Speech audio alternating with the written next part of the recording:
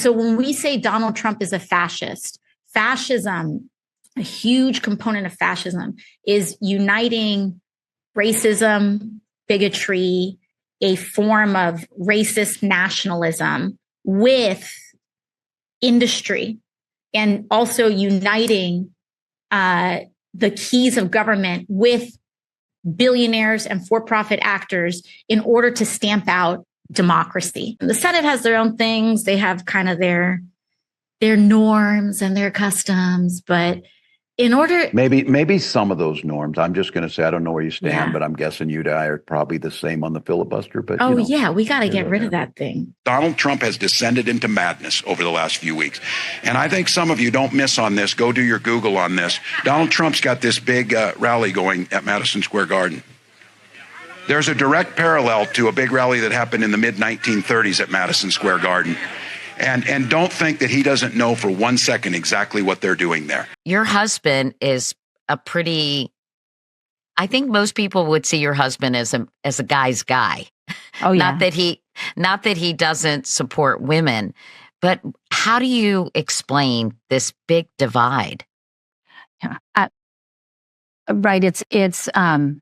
It's worth thinking about and worth talking about. But I will tell you, we are not giving up on anyone. Another thing that critics have seized on were a couple of occasions when your husband has misremembered things.